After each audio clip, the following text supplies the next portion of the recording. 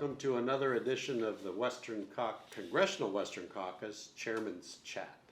This week, I'm just delighted to have my good friend from Illinois' 12th, Illinois 12th District. 12th Congressional District, Mr. Mike Bost. Mike is the chairman of the Veterans Committee. Correct. You can correct anything I say, whether it's right or wrong, when you get your chance.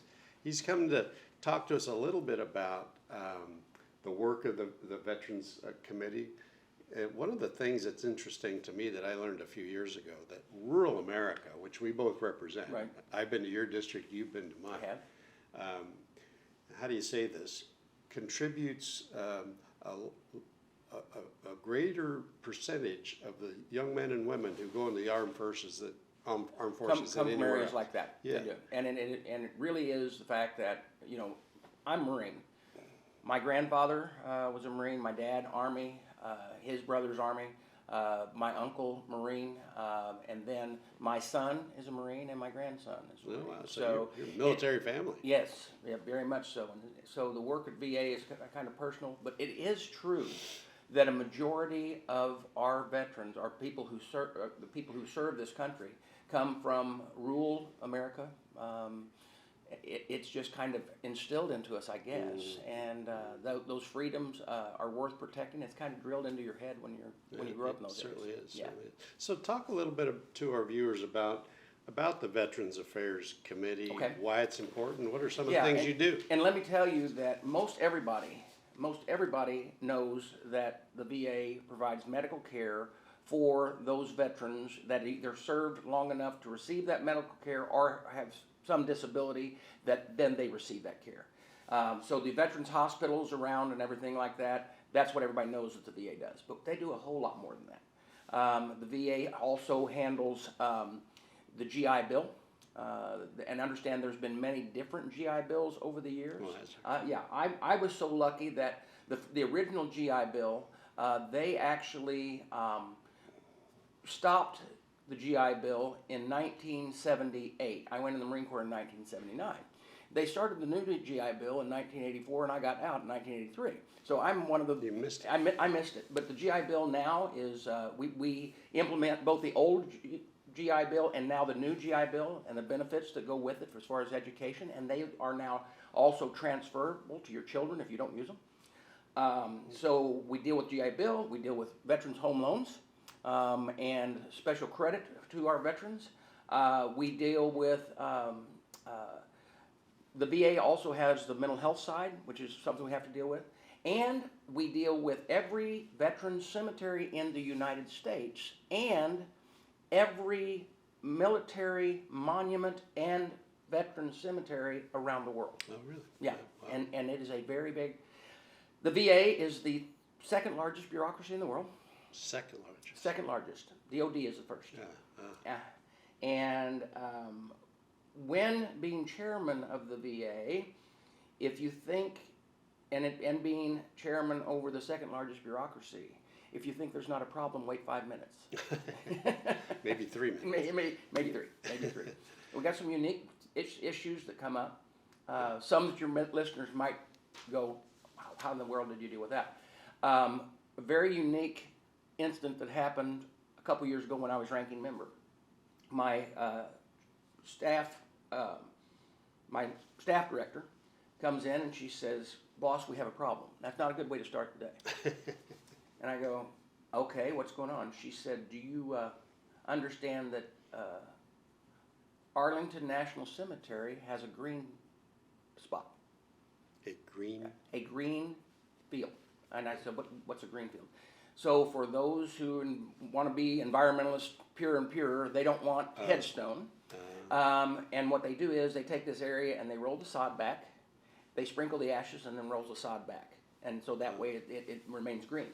I said, "I didn't know we had that." She said, "Neither did the contractor who dug it up and put it in the landfill." So these are the unique problems that you face.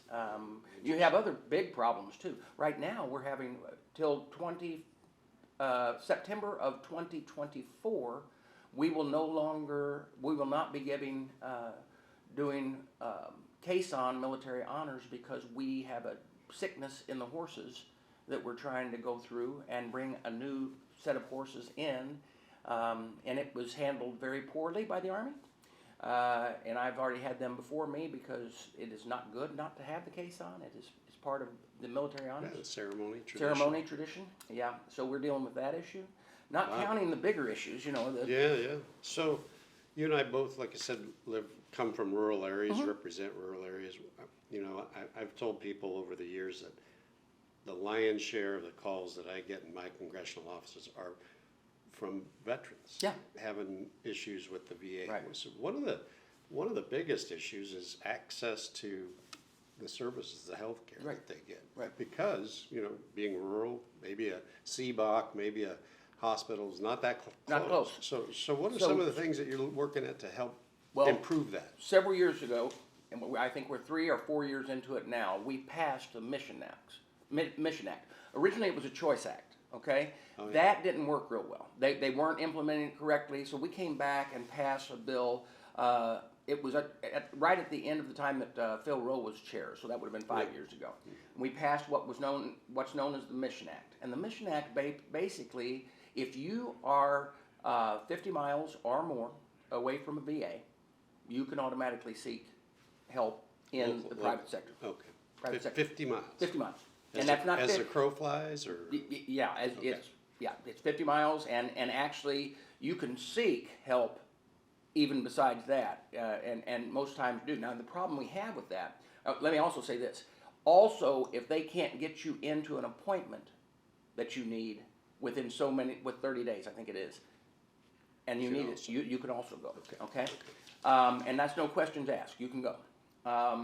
We also corrected some emergency room stuff, so that if you're in an emergency room, you can go specifically to emergency room hospital. The problem is that each, you know, one statement we always use at the VA is, if you've seen one VA, you've seen one VA. That's because there's not uniformity in the rule implementation and everything like that. And we have some VAs that are pretty, we're dragging them kicking and screaming, making sure they're doing the Mission Act right. Because sometimes, I don't know if your listeners understand this, sometimes bureaucrats want to protect their bureaucracy. And that is the main problem we have with some of our VAs, not all. So that leads to another thing.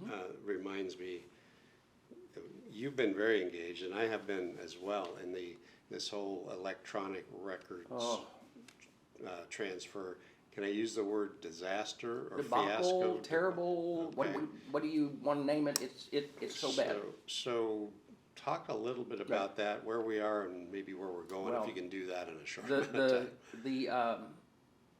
The electronic records, medical records program was not done by Congress passing law.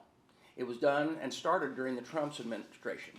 And they were going to start with the smaller VA facilities, turning up electronic records, and the idea and intent was that it would tie with your military records. So as soon as you raised your hand, took the oath to go into the military, all your records were kept. You get out of the military, it goes over to the VA, should be a smooth transition, sounds great, right? Yeah. The company that we hired, to say they failed is an understatement. There were all kinds of problems in turn-ups. There was records dropped. There were prescriptions that were not filled. There were appointments that weren't kept.